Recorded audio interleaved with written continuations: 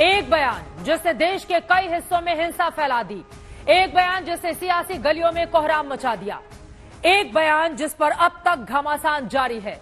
और अब जब उस बयान पर सुप्रीम कोर्ट की एंट्री हुई तो कोर्ट ने जमकर फटकार लगाई। कोर्ट ने उदयपुर में हुई हत्या की एक वजह नुपुर शर्मा के बयान को बताया है। नुपुर सुप्रीम कोर्ट गई तो थी राहत पाने के लिए, लेकिन कोर्ट के फरमान से आहत मिली। सुप्रीम कोर्ट ने हिंसा के लिए नुपुर को जिम्मेदार ठहराया, तो वहीं माफी मांगने की बात भी कोर्ट की ओर से कही गई है।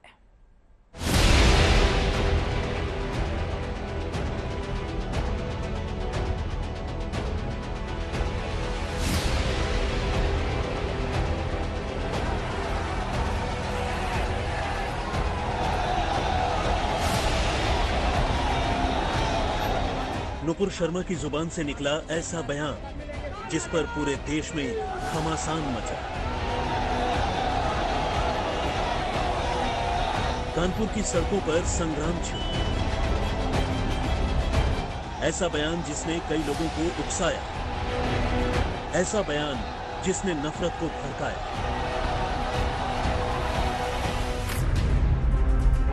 अब उसी बयान पर सुप्रीम कोर्ट ने कड़ी टिप्पणी की है।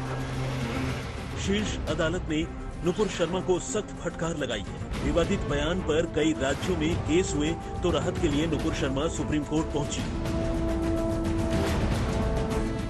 शीर्ष अदालत में फरियाद लगाई, लेकिन यहां उन्हें राहत की बजाय फटकार।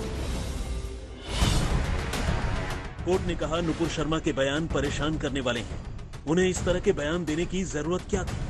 नुपुर के वकील मनिंदर सिंह ने कहा उन्होंने अपने बयान के लिए माफी मांग ली है और अपनी टिप्पणियां वापस ले ली हैं, जिस पर कोर्ट ने कहा माफी मांगने में उन्होंने बहुत देर कर दी और बयान वापस भी लिया तो शर्तों के साथ। उन्होंने कहा कि अगर भावनाओं को ठेस पहुंची है तो मैं माफी मांगती हूं। वकील मनिंदर सिंह ने कहा यह बयान उन्होंने टीवी पर डिबेट के दौरान एक सवाल के जवाब में दिया था। कोर्ट ने कहा तो उन्हें टीवी पर जाना चाहिए और पूरे देश से माफी मांगनी चाहिए। नुपुर शर्मा ने जान पर खतरे की बात कहते हुए सुप्रीम कोर्ट में याचिका लगाई थी, लेकिन कोर्ट ने इस आशंका पर भी कठोर टिप्पणी की। नुपुर के वकील मनिंदर सिंह ने कहा नुपुर की जान को खतरा है। जस्टिस सूर्यकांत ने सवालिया अंदाज में कहा उनकी जान को खतरा है या वो देश की सुरक्षा के लिए खतरा बन गई हैं। उन्होंने पूरे देश में भावनाओं की जो आग भड़काई है, उसकी वजह से देश में जो कुछ हो रहा है, इसके लिए वही जिम्मेदार है। वहीं जस्टिस पारदीवाला ने कहा कि नुपुर शर्मा की ओर से दिया गया बयान उदयपुर में हुई दुर्भाग्यपूर्ण हत्या के लिए जिम्मेदार है। सुप्रीम कोर्ट की यह टिप्पणी ऐसे वक्त में आई है जब उदयपुर की घटना के बाद तनाव का माहौल है। कोई इस वारदात का आतंकी कनेक्शन बता रहा है, कोई ऐसी घटना की वजह देश में फैल रहे नफरती माहौल को बता रहा है। सुप्रीम कोर्ट ने आज भारतीय जनता पार्टी का असली चेहरा बेनकाब कर दिया। नुपुर शर्मा कोई साधारण व्यक्ति नहीं है। जब उन्होंने यह कृत्य किया, वो भारतीय जनता पार्टी की अधिकृत प्रवक्ता थी। 10 दिन तक भारतीय जनता पार्टी ने उनके खिलाफ एक शब्द नहीं बोला। जब अंतर्राष्ट्रीय प्रेशर आया तब जाकर उन्होंने फ्रिंज बोला और निष्कासित किया, निलंबित किया। सुप्रीम कोर्ट ने बड़ा सवाल नुपुर शर्मा की अब तक गिरफ्तारी न होने पर भी उठाया। सुप्रीम कोर्ट ने सख्त लहजे में दिल्ली पुलिस की भूमिका पर सवाल किया। नुपुर शर्मा के साथ साथ दिल्ली पुलिस को भी कड़ी फटकार लगाई।